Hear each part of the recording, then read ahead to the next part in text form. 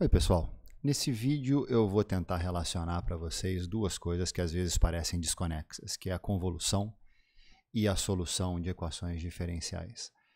Eu não vou falar sobre convolução aqui, para convolução eu recomendo fortemente esse vídeo aqui, que ele faz uma brincadeirinha de botar um elefante dentro de uma garrafa e mostra como a convolução pode fazer isso, e também não vou falar sobre solução de equações diferenciais. A única coisa que eu peço para vocês se lembrarem é que quando a gente vai resolver uma equação diferencial dessa forma, com essas condições iniciais, a gente divide a solução em duas etapas. Numa etapa, a gente acha uma solução particular que a gente chama para essa equação diferencial, que é uma solução qualquer x que satisfaça essa equação diferencial, e depois a gente acha uma solução homogênea, que é para garantir que a nossa solução, no final das contas, satisfaça as condições iniciais dadas. E o que a gente vai ver nesse vídeo é que a convolução dá uma solução particular dessa equação diferencial. E que também, se a nossa entrada for o que a gente chama de causal, ou seja, ela é nula para t negativo, então a convolução dá a solução da equação diferencial para condições iniciais nulas. A convolução ela é vista no contexto de sistemas lineares. Sistema linear é aquele em que eu gosto de falar que a resposta da soma é a soma das respostas. O que é uma afirmação precária, ela não leva em conta tudo, mas ainda assim eu acho que é uma informação fácil de lembrar. Isso quer dizer o seguinte, o que é um sistema linear? Se uma entrada F1 produz uma resposta x1, uma entrada F2 produz uma resposta x2, então quando eu ponho uma combinação dessas entradas, da forma α1 F1 mais α2 F2, eu obtenho exatamente a mesma combinação na saída, α1 x1 mais α2 x2. Então, a resposta da soma é a soma das respostas, captura essa afirmação quando o α1 e o α2 são iguais a 1. Ela não é completa porque ela não leva em conta o fato de que α1 e α2 são diferentes de 1, mas eu acho que captura bem o que quer dizer linearidade. E uma equação diferencial só é linear nesse sentido aqui se as condições iniciais delas forem nulas. Por quê? Imagina que eu tenha esse sistema aqui seja descrito por uma equação diferencial. Tá? A equação diferencial tem que ser especificada para dadas condições iniciais. Então, se F1 produz uma resposta x1, vamos dizer que a condição inicial é x1 de 0 igual a um determinado valor A. Então, F1 vai produzir um x1 que na origem, no t igual a 0, vale A. O F2 vai produzir um x2 que satisfaz a mesma equação diferencial com as mesmas condições iniciais. Então, o F2 vai produzir uma resposta que, para t igual a 0, também vale A. E a hora que eu ponho aqui na entrada essa combinação das entradas, do F1 e do F2, o que eu vou obter aqui é uma solução da equação diferencial com as mesmas condições iniciais. Então, o que eu vou obter aqui também é uma resposta x3, que, para t igual a 0, satisfaz x3 de 0 é igual a 0. Vamos imaginar, então, que o α1 e o α2 sejam iguais a 1, só para fazer um exemplo. Então, aqui eu estou falando tudo isso das condições iniciais. Então, vamos imaginar que a minha entrada, ali eu vou fazer a resposta da soma, ver se a resposta da soma é a soma das respostas. Vou botar uma entrada F3, que é F1 mais F2, e vou observar uma saída x3, que, para ser linear, tem que ser igual a x1 mais x2. Pelas condições iniciais, o x3 tem que valer 0. Não, tem que valer A quando t é igual a 0. Pela linearidade, o x3 de 0 tem que valer x1 de 0 mais x2 de 0. Só que x1 de 0 vale A e o x2 de 0 vale A também. Então, isso aqui vale 2A. Então, para esse ser igual a esse, portanto, a linearidade valer, A tem que ser igual a 2A, e que implica que A é igual a 0. Então, o único jeito desse sistema, com essas condições iniciais aqui, ser linear é se o A for 0. Da mesma forma, o B tem que ser 0. Então, o sistema só é linear quando as condições iniciais dele forem nulas. A gente vai ver que isso tem a ver com a questão da convolução, da relação da convolução com essa solução das equações diferenciais. Bom, vamos imaginar agora que a gente tenha uma resposta ao impulso, uma solução da equação diferencial quando a entrada é um impulso. Então, o H satisfaz a equação diferencial para uma entrada impulsiva. Então, o A2, H dois pontos, mais A1, H ponto, mais A0, H é igual ao impulso. Também a gente vai botar essas condições iniciais aqui. Tudo que eu vou fazer daqui para frente é muito simples se a gente usar a transformada de Laplace. Mas a questão é que no ponto dos cursos onde a gente, em geral, aprende convolução, a gente ainda não viu direito Laplace. Então, o que eu vou tentar fazer aqui é resolver, tentar dar uma intuição de como se resolve isso e fazer a relação entre convolução e a solução da equação diferencial no domínio do tempo. Aqui nesse site tem umas notas de aula que basicamente capturam tudo que eu estou falando aqui. Mas bem, então vamos imaginar agora que em vez de botar a minha entrada impulsiva, eu coloque uma outra entrada F qualquer. Depois eu falo das condições iniciais aqui. Tá? Então o que eu tenho que fazer agora para achar uma solução particular, porque eu estou ignorando as condições iniciais, eu estou preocupado só com solução particular, é achar um x que satisfaça essa equação diferencial.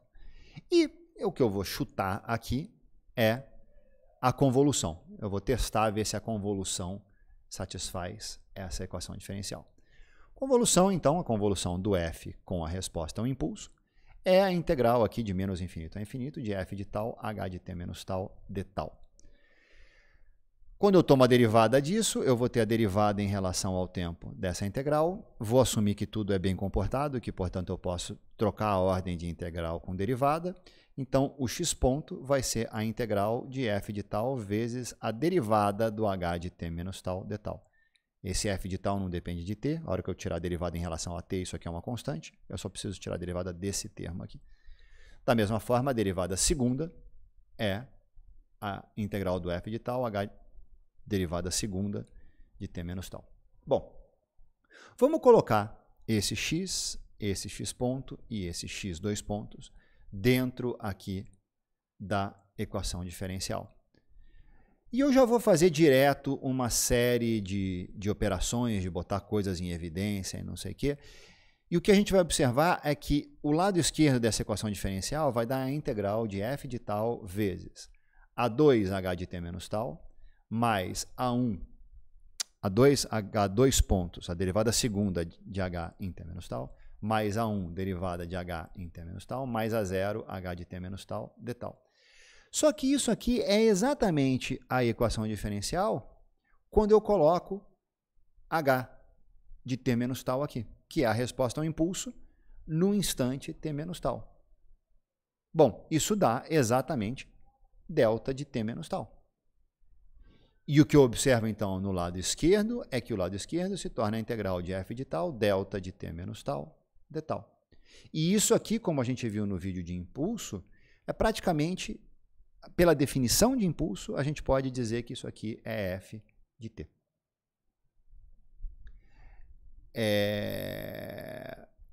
E, portanto, o lado esquerdo da equação diferencial se torna igual ao lado direito da equação diferencial. Muito bem.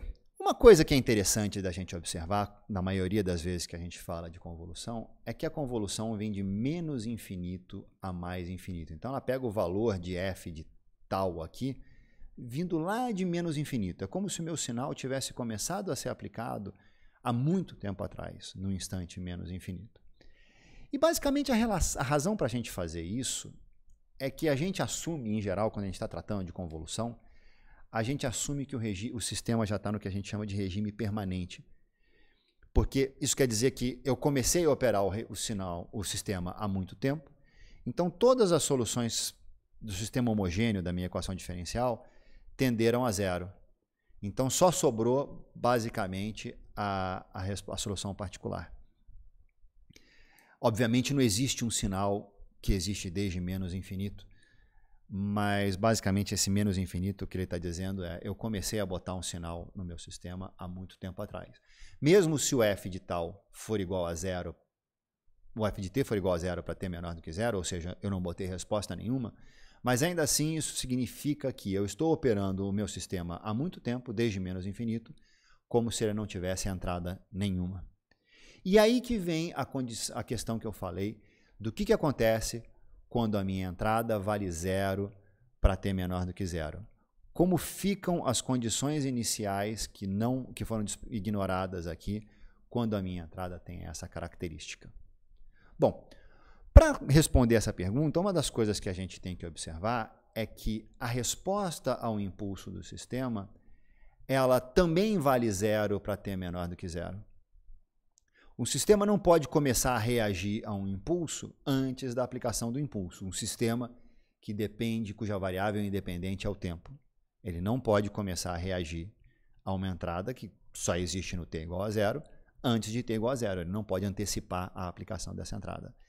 Então, eu vou assumir que tanto o f é menor do que 0, quanto o h é menor do que 0.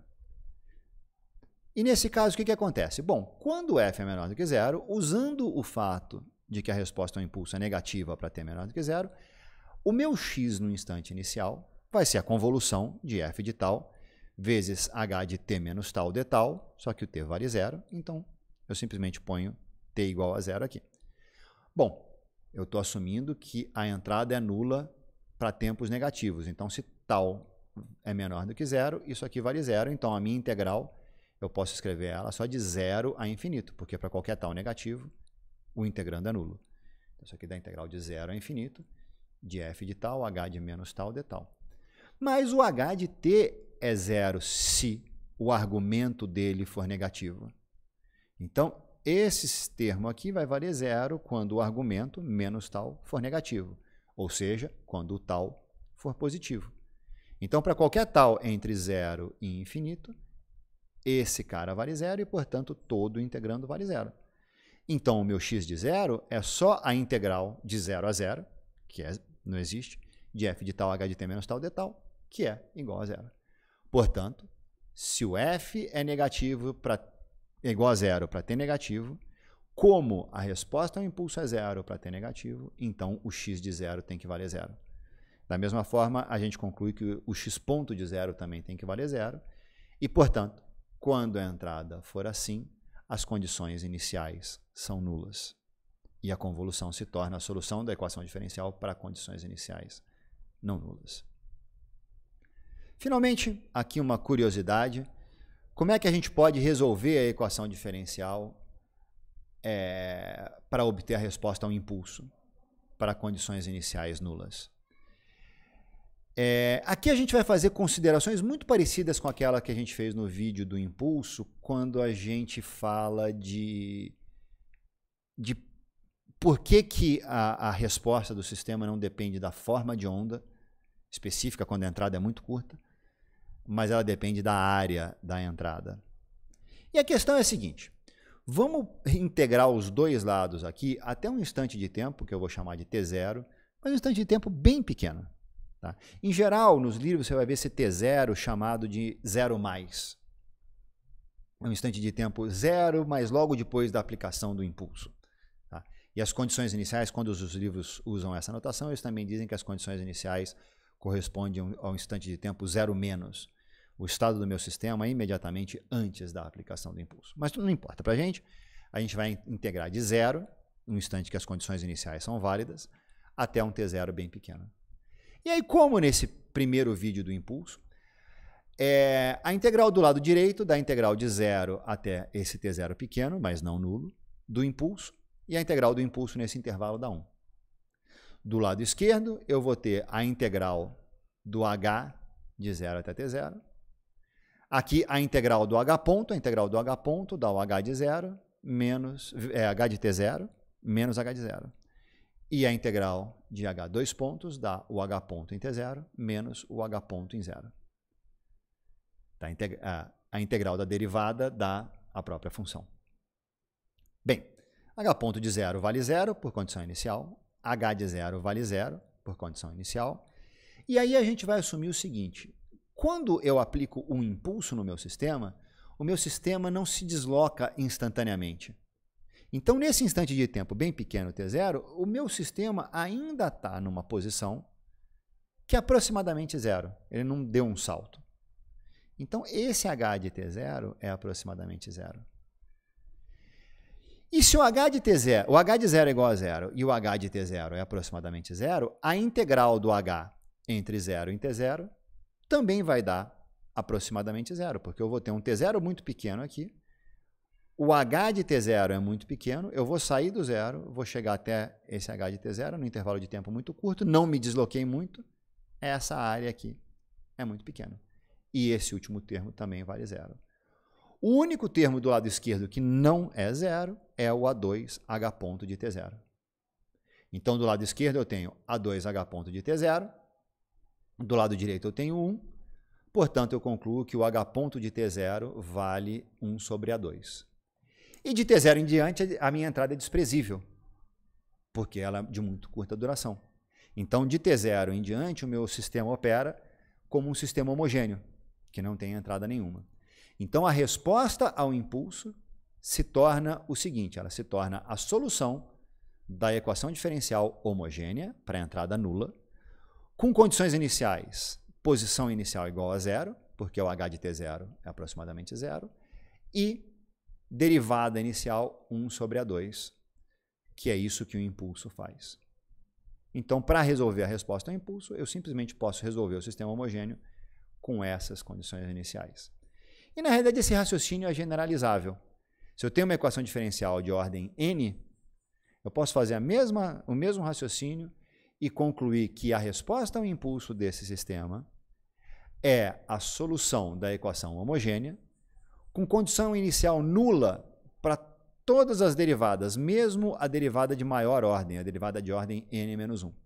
Nesse caso, a derivada de ordem n-1, no instante zero, a condição inicial para ela é 1 sobre a n, esse coeficiente aqui. Então é isso, é assim que convolução se relaciona com a solução de equação diferencial que vocês viram em outros cursos. Obrigado e até o próximo vídeo.